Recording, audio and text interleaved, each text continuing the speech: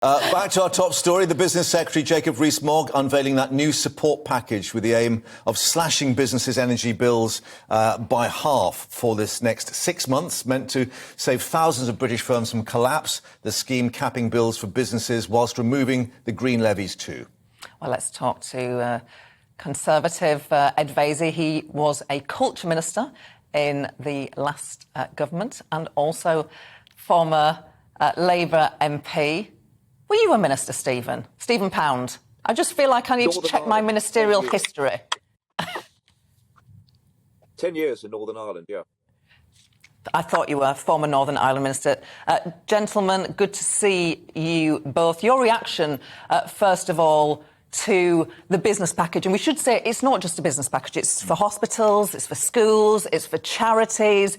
I mean, Stephen, the government are splashing the cash, aren't they?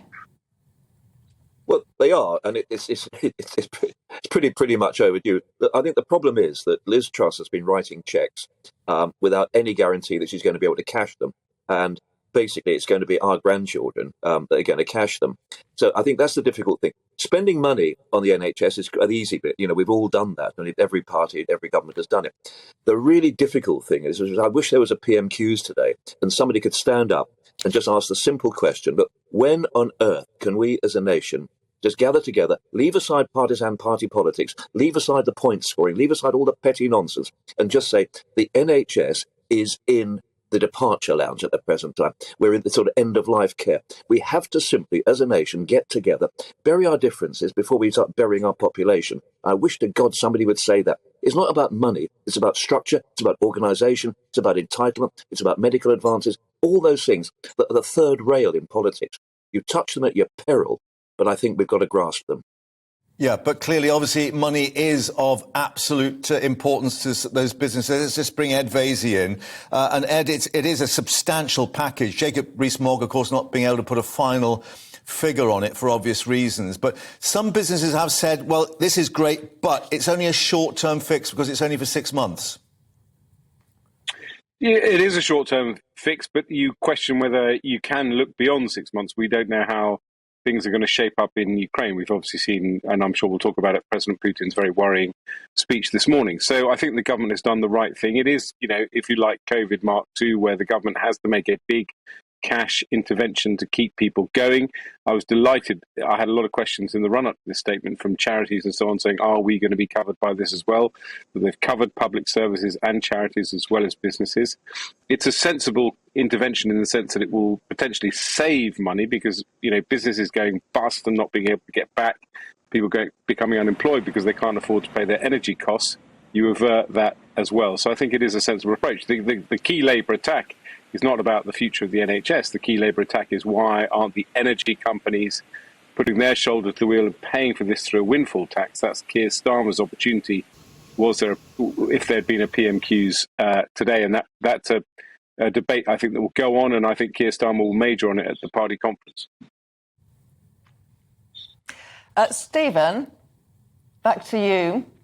Just been looking at Labour's offer on business. It's not as generous. In fact, the household offer isn't as generous either as the government's. It's a sort of topsy-turvy world where Labour seem to be talking about worrying amounts of debt levels. And the Tories seem to be spending and saying, don't worry, we'll grow the economy and we can pay that debt off in the medium term.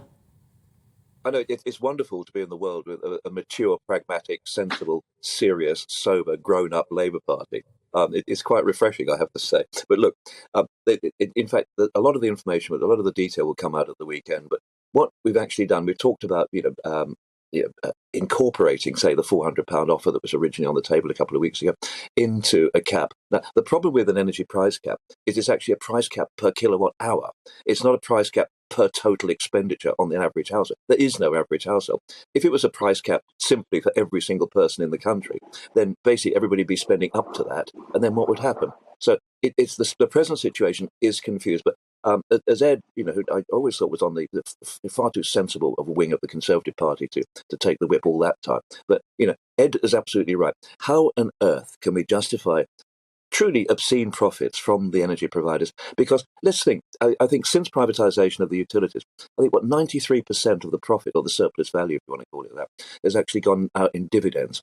Look at the water companies, which is the worst possible example. We've got massive leakages and huge dividends in power, electricity, gas. At the moment, you've got to speak French or German if you want to speak to the people who own them. I'm not necessarily against that, but I just think, surely to God, this country can have its own energy supply. And if we make money, if there's a profit, don't pay it out in dividends. Reduce the cost to the individual. It's not flipping rocket science. OK, well, let's apply a bit of rocket science to Ed as well, Ed Vaizey. Just looking at the bigger picture and this question, how on earth does all this get paid for? I'm just looking at these latest borrowing figures, £11.8 billion for August, twice the level forecast by the Office of Budget Responsibility. We're also being told that the OBR will not be able to run its slide rule over Friday's mini-budget. Is the government trying to get this through on the quiet without people actually saying these sums don't add up? There are a lot of economic commentators who are nervous that there hasn't been an Office of Budget Responsibility review. This was the organisation set up by George Osborne. Really, yeah, exactly. As a political tactic to say that he was going to be a sensible and well-behaved Chancellor. I don't see how the OBR really could do the numbers, given how fluid the current situation is. But I also gather that they are under a legal obligation to have done something by the end of the year. So an OBR forecast will come through on the back of this fiscal event, as we're learning to call it. So that's important. I think the government, in terms of borrowing, look, this is the big Liz Truss gamble, isn't it? That she has said that she genuinely believes, and she said she's willing to be unpopular on this, that lowering taxes will stimulate economic growth. And Rishi Sunak, who ran against her, said that's not what you do in this economic climate. You keep taxes steady. You have to raise the revenue that you're going to use to pay for public infrastructure, and you want to keep borrowing to a minimum. I think the calculation is obviously inflation to a certain extent will erase the value of the borrowing that the government is taking. Governments like the UK government are good borrowers in a way that perhaps you and I are not. People are happy to lend to governments because they know they will eventually get paid. But, interest rates are going up, and that affects governments as well as us as individuals. And the interest payments on government debt are pretty high at the moment and are only set to get higher. So it is a big, big gamble in many respects. And I suspect but the trouble with Labour is, they do have the windfall tax to argue, but it's going to be hard for them to argue to the public, actually, we think we're going to put your taxes up. We think that's a more sensible approach. That's always a very difficult argument to run, because we're all selfish in this, to a certain respect. We don't particularly like politicians telling us they're going to put our taxes up. We only want to hear them they're going to put our taxes down. Ed Vaizey and Stephen Pound, thank you both very much for your wise counsel. Thanks for joining us on GB News. We couldn't wait to go, already. Okay. That Ed Vaizey. Yeah, enjoy your tea as well, Stephen. Thanks very much. From that GB News mug. Who gave him that?